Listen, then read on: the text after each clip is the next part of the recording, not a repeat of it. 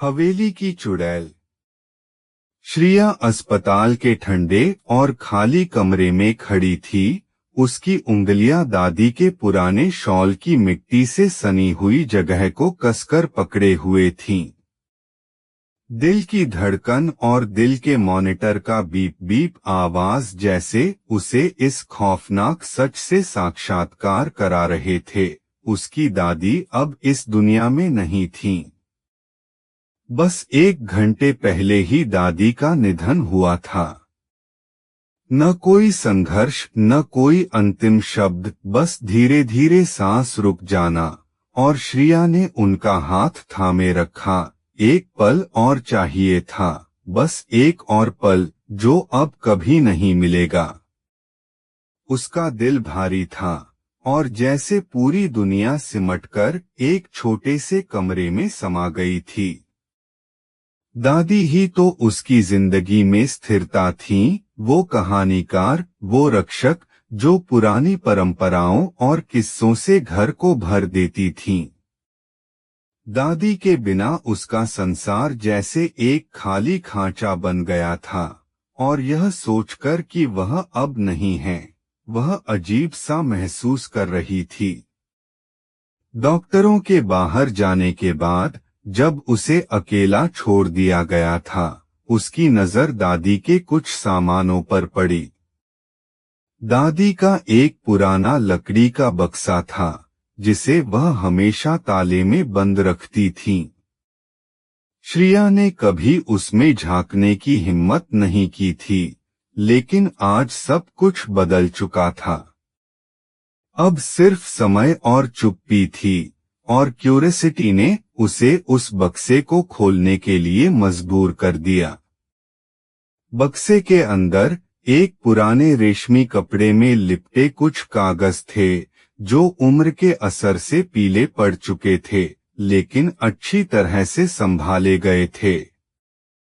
कागजों के बीच उसे कुछ चाबियां मिलीं, जिनके ऊपर पुराने अजनबी निशान बने हुए थे। ये चाबियां किसी बड़े रहस्य की ओर इशारा कर रही थीं, जैसे किसी राज को खोलने का समय आ गया हो। एक चाबी के टैग पर बस एक शब्द लिखा था, हवेली। श्रिया का दिल एक झटका सा खा गया। दादी ने कभी हवेली के बारे में कुछ नहीं बताया था, लेकिन दादी के पुराने गांव के बारे में वह कभी कभी सुनती थी। दादी ने बहुत सी बातें कभी नहीं बताई थीं। मुझे जानना चाहिए, श्रिया ने खुद से कहा, और चाबियों का मतलब समझने के लिए उसने फैसला किया कि वह हवेली जाएगी।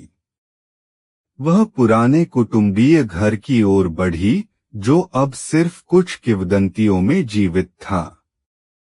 यह गांव के बाहरी इलाके में था, एक बड़ा, खौफनाक और वीरान सा किला, जिसे चारों ओर से घने जंगल ने घेर रखा था। हवेली एक पुराने समय का अवशेष थी, और जैसे जैसे वह पास पहुंच रही थी, उसकी छाती में एक अजीब सी घबराहट समा गई। हवेली एक भूतिया, खड़ी और भव्य संरचना थी। उसके कटीफते पत्थर और जंग लगे दरवाजे यह बता रहे थे कि यह अब बहुत सालों से अबैंडन्ड है। श्रिया ने चाबियां हाथ में लीं और देखा कि एक चाबी बिल्कुल ठीक से फिटी। उसने दरवाजा खोला और भारी लकड़ी के दरवाजे को धक्का दिया। हवेली के अंदर की हवा बिल्कुल अजनबी, मुरझाई हुई और धूल से भरी हुई थी। शांति इतनी घनी थी कि वह जैसे पूरी हवेली उसे ही घेरने के लिए खड़ी हो। हर कदम की आवाज उसके कानों में गूंज रही थी, और उसकी धड़कन भी तेज होती जा रही थी। श्रिया एक और कदम बढ़ाती है, और फिर महसूस होता है कि जैसे हवेली खुद उसे देख रही हो। उसकी छाती में एक अजीब सी सिहरन दौड़ गई। वह धीरे धीरे एक बड़े कमरे तक पहुंचती है, जो जैसे समय से अछूता था। कमरे के बीचों बीच एक पुराना और अलंकरणयुक्त शीशा खड़ा था। शीशे का फ्रेम बहुत बारीकी से उकेरा गया था, जिस पर कुछ अजनबी और अज्ञात प्रतीक बने हुए थे। शीशे की चमक भी कुछ असामान्य थी, जैसे उसमें एक हल्का सा प्रकाश झलक रहा हो, जो उसे अपनी ओर खींचने वाला था।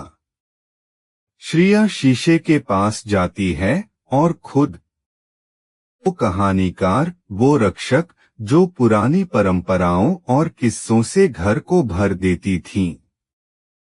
दादी के बिना उसका संसार जैसे एक खाली खांचा बन गया था, और यह सोचकर कि वह अब नहीं है, वह अजीब सा महसूस कर रही थी। डॉक्टरों के बाहर जाने के बाद जब उसे अकेला छोड़ दिया गया था, उसकी नजर दादी के कुछ सामानों पर पड़ी। दादी का एक पुराना लकड़ी का बक्सा था, जिसे वह हमेशा ताले में बंद रखती थीं।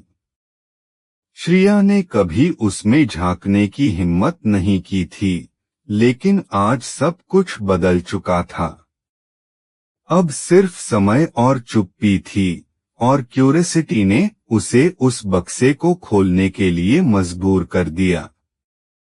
बक्से के अंदर एक पुराने रेशमी कपड़े में लिपटे कुछ कागज थे, जो उम्र के असर से पीले पड़ चुके थे, लेकिन अच्छी तरह से संभाले गए थे।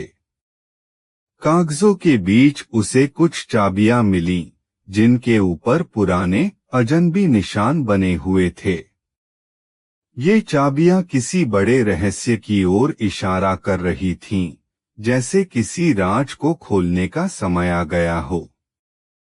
एक चाबी के टैग पर बस एक शब्द लिखा था, हवेली। श्रिया का दिल एक झटका सा खा गया। दादी ने कभी हवेली के बारे में कुछ नहीं बताया था, लेकिन दादी के पुराने गांव के बारे में वह कभी कभी सुनती थी। दादी ने बहुत सी बातें कभी नहीं बताई थीं। मुझे जानना चाहिए, श्रिया ने खुद से कहा, और चाबियों का मतलब समझने के लिए उसने फैसला किया कि वह हवेली जाएगी। वह पुराने कुटुंबीय घर की ओर बढ़ी, जो अब सिर्फ कुछ किंवदंतियों में जीवित था। यह गांव के बाहरी इलाके में था, एक बड़ा, खौफनाक और वीरान सा किला, जिसे चारों ओर से घने जंगल ने घेर रखा था। हवेली एक पुराने समय का अवशेष थी, और जैसे जैसे वह पास पहुंच रही थी, उसकी छाती में एक अजीब सी घबराहट समा गई। हवेली एक भूतिया, खड़ी और भव्य संरचना थी। उसके कटीफते पत्थर और जंग लगे दरवाजे यह बता रहे थे कि यह अब बहुत सालों से अबैंडन्ड है। श्रिया ने चाबियां हाथ में लीं और देखा कि एक चाबी बिल्कुल ठीक से फिटी। उसने दरवाजा खोला और भारी लकड़ी के दरवाजे को धक्का दिया। हवेली के अंदर की हवा बिल्कुल अजनबी, मुरझाई हुई और धूल से भरी हुई थी। शांति इतनी घनी थी कि वह जैसे पूरी हवेली उसे ही घेरने के लिए खड़ी हो। हर कदम की आवाज उसके कानों में गूंज रही थी, और उसकी धड़कन भी तेज होती जा रही थी। श्रिया एक और कदम बढ़ाती है, और फिर महसूस होता है कि जैसे हवेली खुद उसे देख रही हो। उसकी छाती में एक अजीब सी सिहरन दौड़ गई। वह धीरे धीरे एक बड़े कमरे तक पहुंचती है, जो जैसे समय से अछूता था। कमरे के बीचों बीच एक पुराना और अलंकरणयुक्त शीशा खड़ा था। शीशे का फ्रेम बहुत बारीकी से उकेरा गया था, जिस पर कुछ अजनबी और अज्ञात प्रतीक बने हुए थे। शीशे की चमक भी कुछ असामान्य थी, जैसे उसमें एक हल्का सा प्रकाश झलक रहा हो जो उसे अपनी ओर खींचने वाला था। श्रिया शीशे के पास जाती है और खुद